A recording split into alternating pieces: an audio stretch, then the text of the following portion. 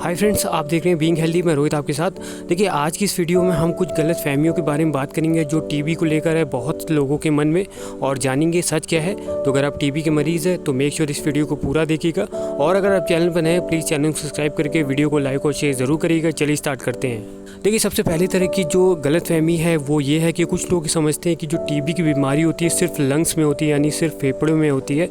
देखिए, सच ये है कि टीबी की जो बीमारी होती है, टीबी का जो बैक्टीरिया अगर आपने उसे सांस के थ्रू अंदर ले रखा है तो ये सिर्फ लंग्स में ही नहीं होता, ये आपके बॉडी के किसी भी पार्ट में हो सकता है। सर से लेकर पैर तक किसी भी ऑर्गन में इसका जो बैक्टीरिया है वो इन्फेक्शन कर सकता है। तो आपको ब्रेन टीबी हो सकती है, आपको लिम्फ नोड टीबी हो सकती है, आपको प्लूरल इफ्यूजन टीबी हो सकती है, लिवर में टीबी हो सकती है, आपकी बड़ी आंत छोटी आंत में टीबी हो सकती है, आपकी हड्डी में टीबी हो सकती है, स्पाइन में टीबी हो सकती है, ठीक है। तो आपके बोन में हो सकती है। तो किसी भी ऑर्गन में अगर आपने टीबी का बैक्टीरिया अंदर ले रखा है तो किसी भी ऑर्गन में आपकी टीबी हो सकती है। तो इस तरह की जो टीबी होती है उसे हम कहते हैं एक्स्ट्रा पल्मोनरी टीबी, यानी कि जो टीबी होती है वो अगर आपके लंग्स में ना हो बल्कि किसी दूसरे पार्ट बॉडी में अगर हो जाए इसका इन्फेक्शन बैक्टीरिया की वजह से, तो इस तरह की जो टीबी होती है उसे हम कहते हैं एक्स्ट्रा पल्मोनरी टीबी।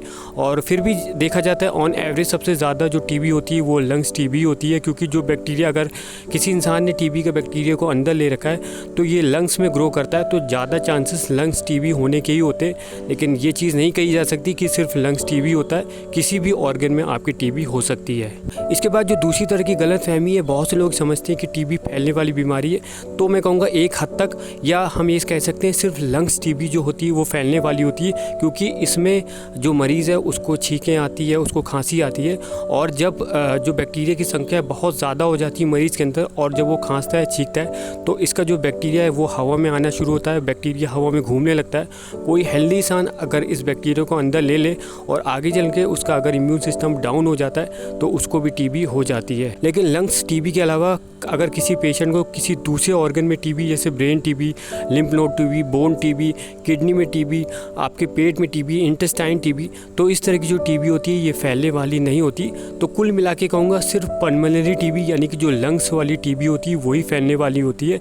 बाकी तरह की जो टीबी होती है, अगर आपके किसी दूसरे बॉडी पार्ट में अगर टीबी होती है तो इस तरह की जो टीबी होती है ये फैलने वाली नहीं होती है। इसके बाद जो तीसरी तरह की गलत फहमी है, जैसे कुछ लोग ये समझते हैं कि टीबी होने के बाद सीधे मौत होती है, तो ऐसा नहीं है। आज से कई दशक पहले ऐसा होता था जब टीबी का इलाज नहीं होता था, टीबी के टेस्ट नहीं होते थे, तो उस टाइम पे मरीज़ की मौत हो जाती थी, क्योंकि इलाज नहीं होगा तो ऑब्वियस सी बात है मरीज़ की मौत हो जाएगी। लेकिन आज के डेट में टीबी का पक्का इलाज है। बस आपको करना ये है कि अगर आपके अंदर टीबी से जुड़े लक्षण देखने को मिलते हैं, जैसे कि बुखार आना, शाम के टाइम जाड़ा होना, आपको थकान महसूस होना, भूख ना लगना, वज़न कम होना, इस तरह के अगर आपको लक्षण देखने को मिलने, आप टीबी का टेस्ट कराइए। बिल्कुल भी लापरवाही आपको नहीं करनी है। और टीबी अगर जांच में निकल के आती है उसके बाद आपको इलाज करना है। मिनिमम 6 महीने से लेकर 2 साल तक आपको दवा खानी होती है। अगर दवा का कोर्स अगर आप पूरा करेंगे, एक भी डोज मिस नहीं करेंगे, तो आप पूरी तरह से टीबी से ठीक हो जाएंगे। इसके बाद जो नेक्स्ट तरह की गलत फहमी है, देखिए बहुत से पेशेंट ऐसे हैं या बहुत से लोग ऐसे जो ये समझते हैं टीबी एक जेनेटिक बीमारी यानी कि एक पीढ़ी से दूसरे पीढ़ी में जाने वाली बीमारी है, लेकिन असल में ऐसा कुछ भी नहीं होता। देखिए, टीबी एक ऐसी बीमारी है जो एक बैक्टीरिया से होती है, और इस बैक्टीरिया का नाम है माइक्रोबैक्टीरियम ट्यूबरकुलोसिस। ये हवा में आता है, और हवा में कहाँ से आता है? देखिए, जिस इंसान को लंग्स टीबी है वो अगर खांसता है, छींकता है, तो उसके थ्रू ये बैक्टीरिया हवा में आ जाता है, घूमने लगता है। और कोई हेल्दी इंसान अगर इस बैक्टीरिया को अंदर ले लेता है तो आगे चल के अगर उसका इम्यून सिस्टम डाउन होता है तो उसको भी टीबी हो जाती है। और अगर उसको लंग्स टीबी होती है और आगे चल के वो अगर छींकता है, खांसता है खुले में, तो उससे किसी थर्ड पार्टी को या थर्ड इंसान को टीबी हो सकती है। तो जेनेटिक बीमारी नहीं है, ये फैलने वाली बीमारी है, हवा से इंसानों में आती है। इसके बाद जो नेक्स्ट तरह की गलत फहमी है वो ये है, देखिए बहुत से लोग ये समझते हैं कि जो टीबी का बैक्टीरिया है ये धूप के संपर्क में आने में ख़त्म हो जाता। अगर आप गूगल करेंगे तो बहुत से आर्टिकल आपको ऐसे मिल जाएंगे जहाँ पे कहा जाता है कि धूप के संपर्क में आने पे, या अगर पेशेंट धूप में अगर अक्सर रहता है तो टीबी का जो बैक्टीरिया है अपने आप नष्ट हो जाता है। तो ये जो बात है ये पूरी तरह से सही नहीं है।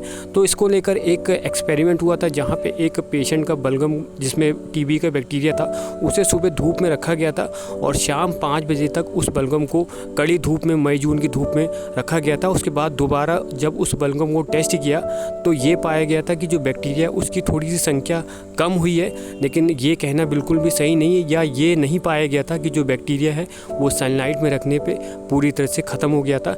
तो ये जो बात है ये पूरी तरह से गलत है कि सनलाइट में संपर्क में आने से जो बैक्टीरिया है पूरी तरह से ख़त्म हो जाता है, या टीबी का मरीज़ अगर सनलाइट में रहता है तो बैक्टीरिया अपने आप ख़त्म हो जाता, तो ये बात पूरी तरह से झूठ है। इसके बाद जो नेक्स्ट तरह की गलत फहमी है वो ये है, देखिए यूट्यूब में बहुत से आयुर्वेदाचार्य इस तरह की वीडियोस बना रहे हैं कि काऊ यूरिन यानी कि गौमूत्र को पीने से टीबी ठीक हो जाती है। तो ये पूरी बात बकवास है। इस चक्कर में आपको नहीं रहना। कहीं भी साइंटिफिक स्टडी ने ये चीज़ प्रूव नहीं की कि काऊ यूरिन पीने से आपकी टीबी ठीक होती है। टीबी सिर्फ और सिर्फ जो एलोपैथिक दवा आपको मिलती है, जो डॉट्स केंद्र या जो प्राइवेट दवा होती है जिसमें आपको रिम्फाम्सिन, आइसोनाइजेट, पायराजिनामाइड और इथम्बटून हाइड्रोक्लोराइड दी जाती है, ये 4 तरह के ड्रग से ही टीबी ठीक होती है। इसके अलावा इस तरह के जो आयुर्वेदिक उपचार है ये बकवास है, इनके चक्कर में आपको नहीं पड़ना, ठीक है। इस तरह की फालतू वीडियोज़ में आपको ध्यान नहीं देना, क्योंकि ये जो चीज़ें होती हैं ये फालतू की चीज़ें। टीबी सिर्फ और सिर्फ जो एलोपैथिक दवा आपको दी जाती है सिर्फ इन्हीं से ठीक होती है। इसके बाद जो नेक्स्ट तरह का गलत फहमी है वो ये है, देखिए बहुत से पेशेंट ये समझते हैं अगर किसी पेशेंट को आगे चल के दोबारा अगर टीबी होगा तो नेक्स्ट टाइम या सेकंड टाइम जब टीबी होगा तो एमडीआर टीबी होगा। तो एमडीआर टीबी एक ऐसी टीबी होती है जिसमें टीबी की जो नॉर्मल दवा होती है या टीबी की जो मेन दवा होती है जो है रिम्फाम्सिन और आइसोनाइजेट, ये टीबी के बैक्टीरिया में काम नहीं करती। तो ऐसे में दूसरी तरह की दवाइयाँ दी जाती है, इससे इलाज थोड़ा सा लंबा हो जाता है। तो पेशेंट का यही समझता है कि जब सेकंड टाइम टीबी होगी तो एमडीआर होगी, तो ऐसा कुछ भी नहीं है। सेकंड टाइम आपको कौन सी टीबी होगी ये डिपेंड करता है कि वो जो पेशेंट है उसने कौन से बैक्टीरिया को अंदर ले रखा है। जैसे कि मान लीजिए अगर किसी पेशेंट ने नॉर्मल बैक्टीरिया को अंदर लिया है तो उसको फिर से नॉर्मल होगी, या अगर एमडीआर बैक्टीरिया को अंदर ले लिया है तो हो सकता है एमडीआर टीबी भी हो सकती है। या फर्स्ट टाइम जब उसको नॉर्मल टीबी हुई थी, अगर उसने इलाज में लापरवाही की थी, दवा सही से जो है नहीं खाई या इलाज को बीच में छोड़ दिया, और अगर वो बैक्टीरिया दोबारा ज़िंदा हो जाए और रेजिस्टेंट हासिल कर ले पहली वाली दवा से, तो ऐसे केस में भी एमडीआर टीबी हो सकता है। लेकिन ये कहीं भी कंफर्म नहीं है कि सेकंड टाइम जब भी किसी इंसान को टीबी होगा वो एमडीआर ही होगा। तो ये कई चीज़ों पे डिपेंड करता है। इसके बाद जो दूसरी तरह की गलत फहमी है वो ये है, देखिए कुछ पेशेंट ऐसे हैं जिनको लंग्स टीबी होता है। तो जैसे कि आपको पता होगा जब किसी इंसान को लंग्स टीबी होता है, जो आपके फेफड़े यानी कि जो लंग्स है उसमें एक स्कार आ जाता है यानी कि टीबी का दाग आ जाता है। तो इसको लेकर बहुत से पेशेंट जिनको लंग्स टीबी होता है उनको ऐसा लगता है कि इस दाग की वजह से वो जल्दी मर जाएंगे। तो ऐसा कुछ भी नहीं है, ये सिर्फ एक चोट का निशान होता है। जैसे कि हम लोग की बॉडी में जब बचपन में चोट लग जाती थी तो एक निशान रह जाता था जो फॉरएवर रह जाता था। तो निशान का आपकी हेल्थ से कोई लेना देना नहीं है। बस आपको करना बस ये है कि अपना जो भी टीबी अगर आपको होती है बस इस कोर्स को आपको पूरा करना है, दवाइयों को आपको मिस नहीं करना है। अगर आपकी टीबी पूरी तरह से ठीक हो जाती है उसके बाद आप दोबारा से हेल्दी जीवन जी सकते हैं और बाकी एक हेल्दी लोग की तरह आप पूरा जीवन जी सकते हैं। ऐसा कुछ भी नहीं है कि टीबी होने के बाद आपकी डेथ जल्दी हो जाएगी। इसके बाद जो नेक्स्ट की गलत फहमी है वो ये है, देखिए बहुत से लोग ये समझते हैं अगर किसी इंसान का जो लंग्स है यानी कि फेफड़ा के एक्सरे में अगर कोई स्कार है यानी कि दाग है तो वो टीबी है। तो ऐसा कुछ भी नहीं है, ये और कुछ टेस्ट होते हैं उसके बेसिस में तय होता है कि आपको टीबी है या नहीं है। अगर आपका जो लंग्स का एक्सरे में दाग आया है तो ये दर्शाता है कि आपको कोई बीमारी तो है, ठीक है, लेकिन ये कंफर्म नहीं होता कि आपको टीबी ही है। तो ऐसे में बेसिकली क्या होता है, आपके कुछ टेस्ट और किए जाते हैं। जैसे कि आपका बलगम का एक टेस्ट किया जाता है जिसमें जीन एक्सपर्ट होता है और जीन एक्सपर्ट के बेसिस में ये चीज़ तय होता है कि आपको टीबी है या नहीं है। देखिए जो लंग्स में स्कार आता है ये और भी कई बीमारी के चलते आ जाता है। जैसे कि बीच में जब कोविड हुआ था तो कोविड के चलते भी बहुत से लोगों के लंग्स में स्कार आया था, या अगर आपको लंग्स इन्फेक्शन है उसके चलते भी आ जाता है। निमोनिया के केसेस में भी स्कार आ जाता है, या अगर आपको और कोई बड़ी बीमारी होती है तो उस केस में भी यहाँ पे आपके लंग्स में स्कार आ सकता है। लेकिन इसका मतलब ये नहीं है कि जब भी आपके लंग्स में स्कार आएगा तो आपको टीबी होगा। तो ये आपका बलगम की जो जाँच होगी उसमें ये चीज़ की पुष्टि होगी कि आपको टीबी है या नहीं है। इसके बाद जो नेक्स्ट तरह की गलत फहमी वो ये है, देखिए बहुत से टीबी के पेशेंट उनको ऐसा लगता है अगर टीबी की दवा को सुबह खाली पेट खाएंगे तो टीबी की जो दवा है वो ज़्यादा असर करेगी, बैक्टीरिया पूरी तरह से ख़त्म हो जाएगा। लेकिन असल में ऐसा कुछ भी नहीं होता।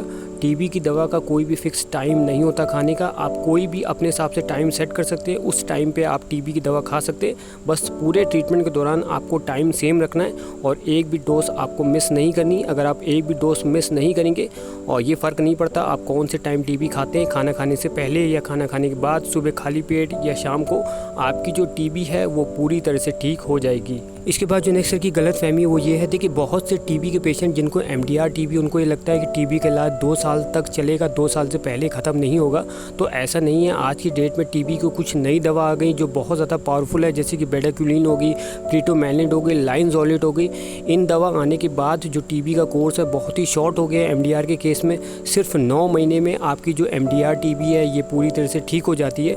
लेकिन कुछ पेशेंट ऐसे हैं जिनको ये दवा सूट नहीं करती, तो उन केसेस में आपकी नॉर्मल MDR की दवा चलती है। तो ऐसा हर केस में नहीं होता कि आपको 2 साल तक दवा खानी होगी, ये पेशेंट टू पेशेंट डिपेंड करता है। लेकिन अगर आपको ये जो दवा है ये सूट करती है तो 9 महीने के अंदर आपकी जो MDR टीबी, जो बहुत ज़्यादा खतरनाक टीबी मानी जाती है, ये पूरी तरह से ठीक हो जाती है। इसके बाद जो नेक्स्ट है कि गलत फहमी वो ये है, देखिए बहुत से टीबी के पेशेंट जिनको XDR टीबी, उनको लगता है कि अब तो टीबी ठीक ही नहीं होगी, अब तो मरना ही है। तो ऐसा कुछ भी नहीं है। आज की डेट में XDR टीबी का भी इलाज आ चुका है। तो एक नई रेजिमेंट शुरू हुई जिसका नाम है BPN रेजिमेंट। तो इसको लेकर मैंने चैनल पे वीडियो बना रखा है। ये जो रेजिमेंट है इसमें आपकी जो XDR टीबी है वो 6 महीने से लेकर 9 महीने में पूरी तरह से ठीक हो जाती है।